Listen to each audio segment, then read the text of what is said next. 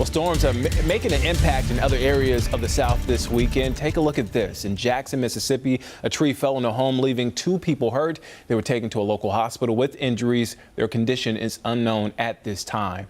And strong storms also moving through Mobile, Alabama, leaving behind a trail of downed trees and power lines. There's also a risk of more tornadoes in the deep south today. The National Weather Service says high winds and quarter-size hail are the main threats. And Brittany, I know you've been busy over there tracking the storms as they move closer to our area. Yeah, Nick, if you were with us last night, I know you and I were talking about this. One of the reasons why we actually had just rain and no severe weather today is because of these wedged in conditions. When there's a wedge around, which is the cloudy skies, the colder temperatures, we are actually extremely stable. And so we're watching for that wedge to break tomorrow as we track our potential, our turn, for lack of a better term, for those strong to severe storms. Still wedged in, though, across the area right now. Lots of cloudy skies and even some spots still seeing rain. You can see all the way east there of 77 toward parts there of Anson County, eastern Stanley County into Chesterfield, and then all the way into Richmond County too. Some breaks for areas west of 77, but we're still seeing the cloudy skies, the fog, and so you're probably still seeing drizzle in a few spots as well. But as we take a wider view here of what's to come, there's that storm system that was producing round number 2 of strong to severe storms across a lot of the deep south. This is the strong squall line, really, as it happens right now. All of these little areas shaded in yellow, those are severe thunderstorm watches. The orange boxes, severe thunderstorm warnings, and then the pink boxes, where you can see about 4 or 5 active right now, are active tornado warnings at this time. The reason why we've talked so much about severe weather the past few days is there were 2 fronts. One that moved through the area on Friday that impacted us today, and then the one that's moving through right now that impacts us tomorrow. You know, it is going to lose some of its steam by the time it gets here, but I think that looking at the fact that it's already causing severe weather across other parts of the country is a really important forecast tool for us to look at. There's where it's going to continue to impact them here on Saturday, and then that risk does eventually move up to us here in the Carolinas. So pretty much everyone under a medium risk for severe weather, but our main risk are heavy rain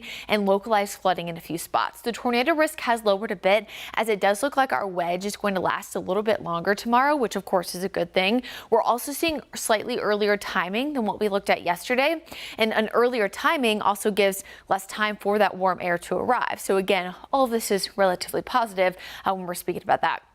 So storms could develop as early as 5 o'clock across portions of the mountains, getting closer to the Charlotte metro area right around lunchtime, and then about 11 to 3 p.m. for areas east of the Queen City. Of course, if this does change, again, we will certainly let you know. Just an overall look here at impacts. I did adjust these times again based on what we're looking at right now. But I know everyone likes to see futurecasts, so here we go. Here's Sunday morning, 6 a.m. You can already see a few storms popping up there in portions of the mountains. 9 o'clock, the storms are rolling through the western part of our area at that time, really right over the Charlotte area around about 1 o'clock, and then eventually pushing east of the area as we hit the second half of the day. What we will look at is a few kinks in the line for that potential for spin and wind shear. But at this time, I would say our tornado risk is definitely lower than what we looked at yesterday, but still really strong gusty winds can cause major wind damage even here in December in the Carolinas. Remember, severe storms, that 60+ mile-per-hour winds, that is downburst wind potential. So please make sure you're staying weather aware tomorrow.